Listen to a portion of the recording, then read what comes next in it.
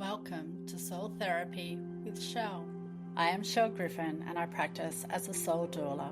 I combine therapeutic knowledge and lived experience with a healthy dose of spiritual exploration. Feel welcome to join me as we learn and grow together, exploring the magic and wonderment of experiencing life on earth as a spiritual being. Well, hello there and welcome to a new episode of Soul Therapy with Chelle. I am joined by the absolutely lovely Ashleigh Conwell. Welcome, Ashleigh. So happy to have you here. Thank you so much. Such a joy to be here. And Ashleigh is the founder, CEO of Yellow Falcon, where she's this superwoman, mum to triplets, and she has a podcast and provides all these beautiful, nourishing resources available on her website. And of course, we'll include all those details in the show notes. And Ashleigh is also a speaker, and she primarily speaks about her experience with grief and the unexpected loss of her husband, Matt. And she happened to have been pregnant, 17 weeks pregnant, with her triplets at the time. And Ashleigh dives in and really leans in to her experience of grief and her transformation into who she is today through talking about resilience and how to adapt to change. Does that feel like a good description of what you do, Ashleigh? Absolutely. Anything you would like to add? I think I would just say it's also a journey. You know, resilience is not an item on a to-do list. You don't just, tick that off. So I would say that I am still on the journey, just as we all are in our own journeys. Absolutely. That's something I really reaffirm with my grief clients, that grief will never leave. We just learn to adapt to the weight of the grief that we carry. Their absence will always be felt. It can be a year on, 20 years on, and some days the weight of that grief feels just impossible to hold, regardless of how long it's been. And then other days we might suddenly have this moment of going, oh gosh, I haven't felt the heaviness for a few hours or a few days or months, and it's just comes in waves. It does, yes. It's that real ebb and flow of the heaviness of it, but of course it's always there. Yeah. And what have you noticed in the time that you have lost Matt? Obviously, you've been incredibly busy raising triplets. So just a little busy. I can imagine that would be distracting.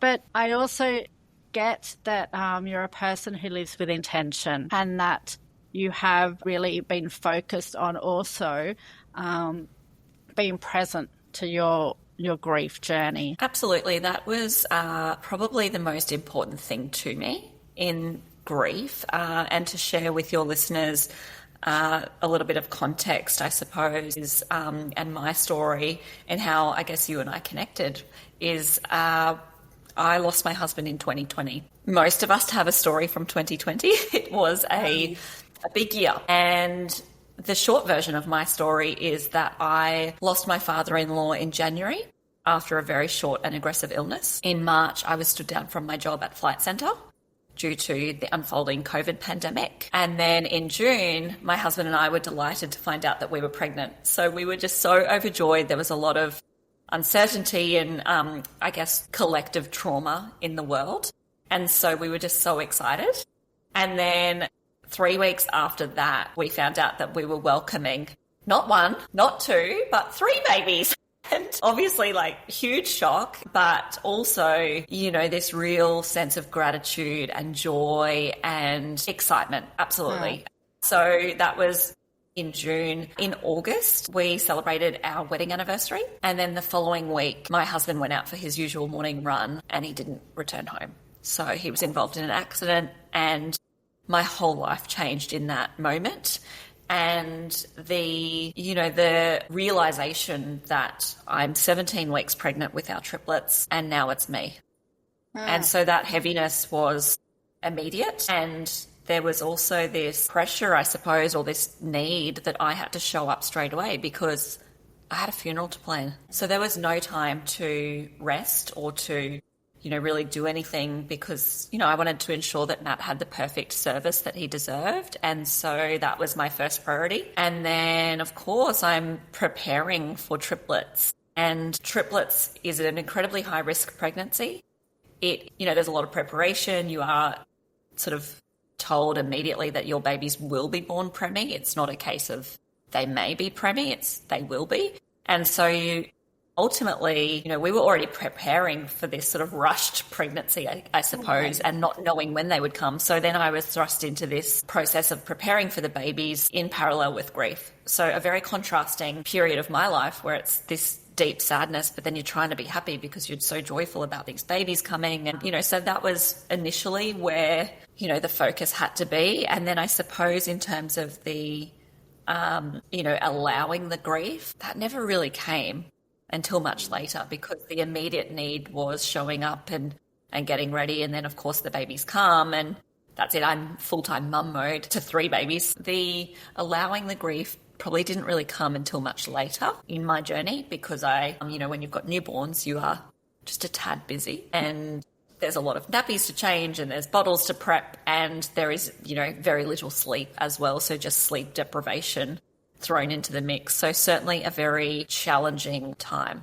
And not having that, your person by your side to help you with that, like so many families automatically have and take for granted, that's a given. And to not have Matt there, to not be able to share with him how you're feeling and lean on him for that everyday support while you're also grieving and I guess having to squash down those feelings because, 3 little babies are going to let you know what their needs and their needs are the priority. As you were sharing, I couldn't help but notice the polarities of life playing out of birth and death and the cycle of life and how poignant that is to happen in such a condensed period.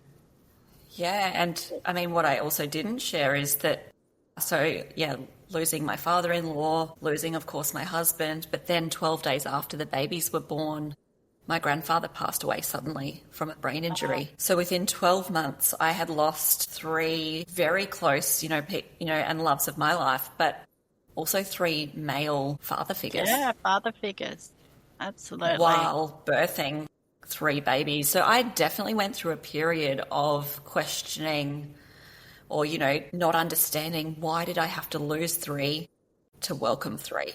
And that really played on my mind. And I've lost 3, like I said, these father figures as well, which our babies will never, meet. Of course, their father, but of course then grandfather and great-grandfather. And my goodness, it was such a hard year. So for all of that loss and the joy in the same year, I mean, my head was just spinning. I'm trying to grieve. I mean, grieving one person is a lot. And each of those situations, I mean, even getting stood down from my job, which I loved, there was an element of grief with that too. Yeah. Yeah. So it was, like I said, it was very you're right, there's 2 parallel worlds and you're trying to make sense of all of it, but of course still bring that joy and that excitement. And yeah, you say that the babies, they remind you that they need you. And often I would find myself in these moments of grief and sometimes you just need a big cry.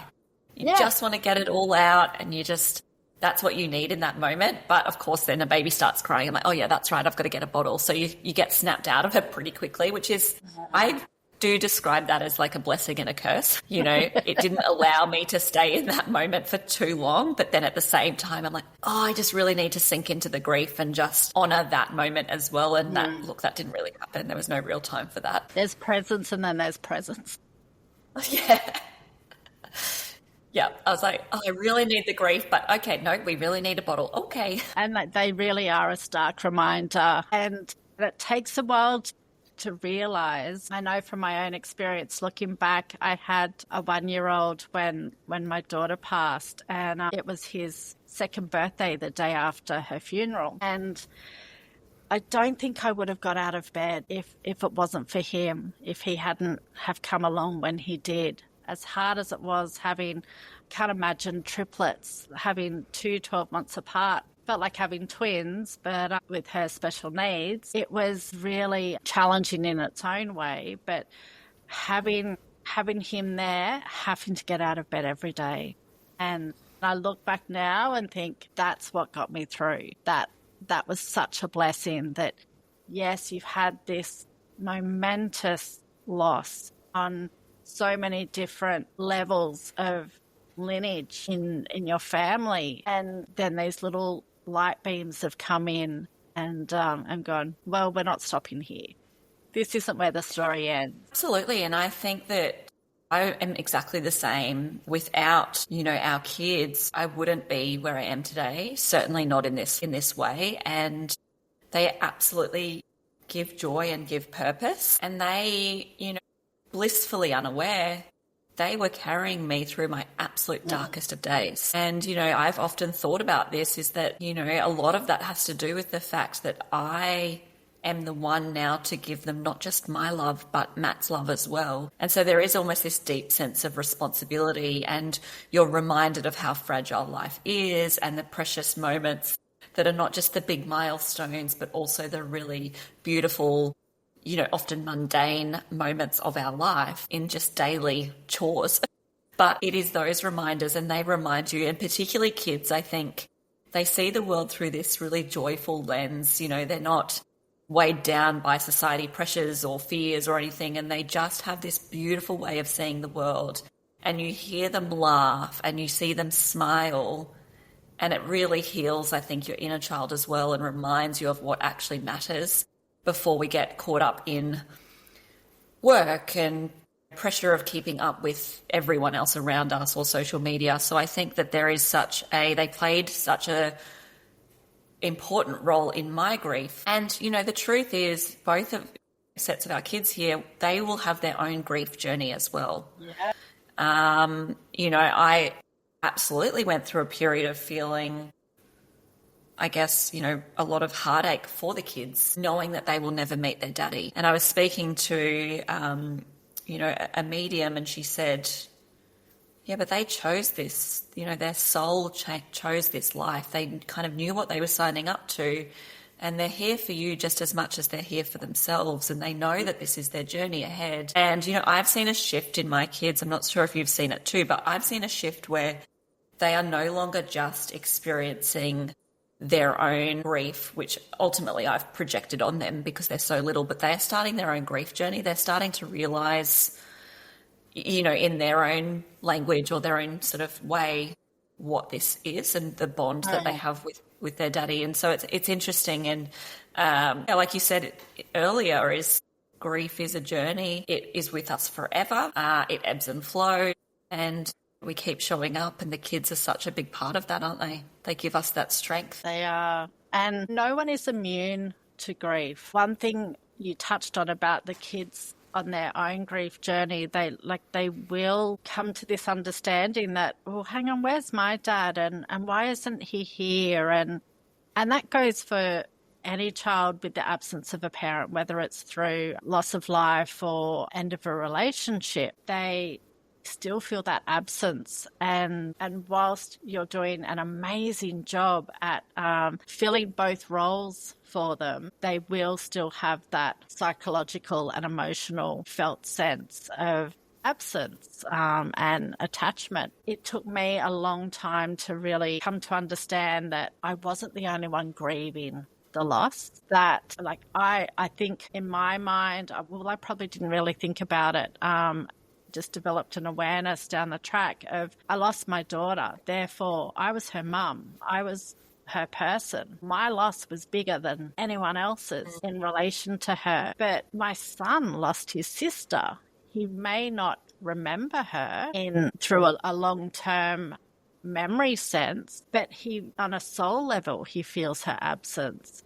And he has had his own impact and his own grief journey, and his own beautiful way of honouring her on her birthdays and her anniversary. And so that leads me to ask, do you have special rituals you do with the kids to keep Matt present with them in a new way of being. Absolutely.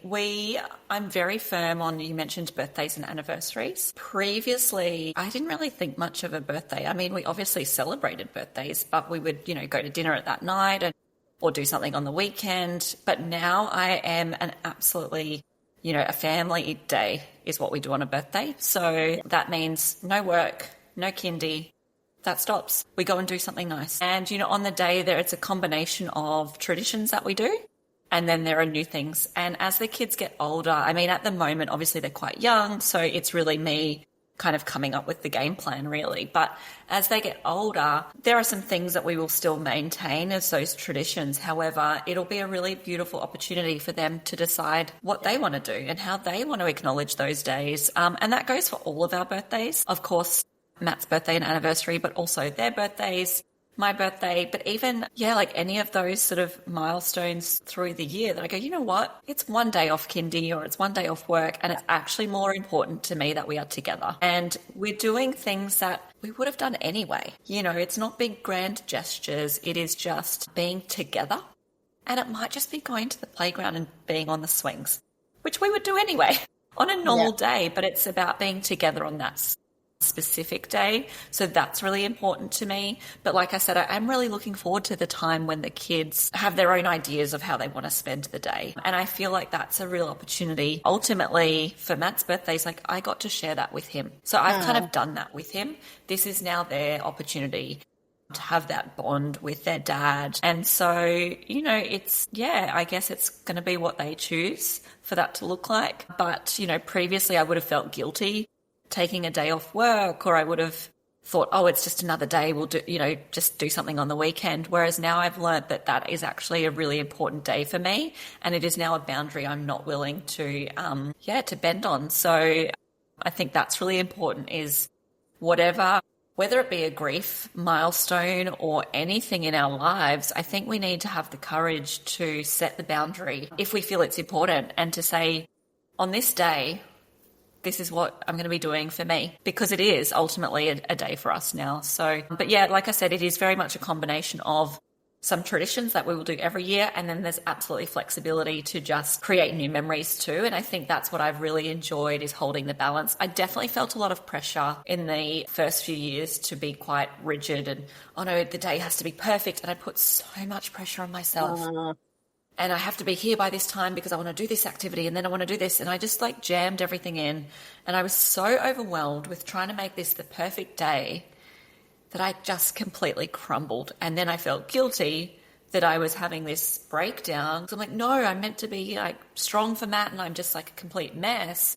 And then I learned to just take the pressure off and say, okay, well, of this, what is the critical, most important thing that I do? And it's, a few things that we do, just private family moments in the morning. That's a not negotiable. But from that point onwards, the day can be flexible. So I think it's a combination of that, is learning that, to respect the day as well, and not try and make it perfect, because I guess in a way it never will be, because it's never with the person we love. Yeah, that's true. And I really love how you've come to that beautiful awareness of not having a fixed ideal of what grief should look like, because it is ever changing. That's a hard journey though to get to. It is. Gosh, 21 years down the line, and I feel guilty for feeling sad. And then I go, Chelle, it's been 21 years. You know how this goes. You should be over this by now. And it's giving myself permission, going, actually, I'm never going to be over this. This was, this person was here for a short time, but such a big part of my life. And I see every day all the other milestones that my other kids get to experience that she didn't, that she, even if she was still here, probably wouldn't. That's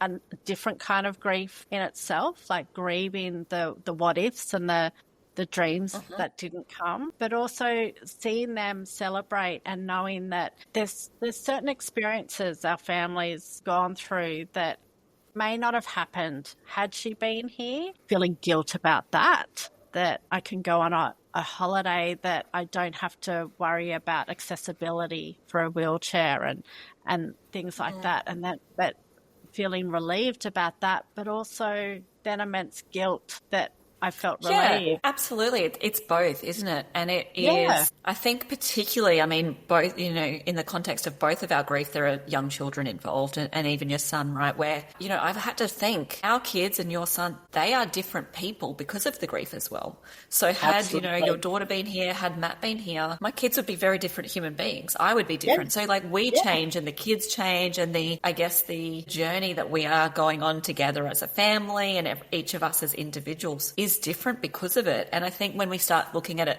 from that perspective, it's quite interesting, isn't it? But you're totally right. I think grief is so complex. And what I have learnt is I often say to people, I didn't understand grief until I was grieving.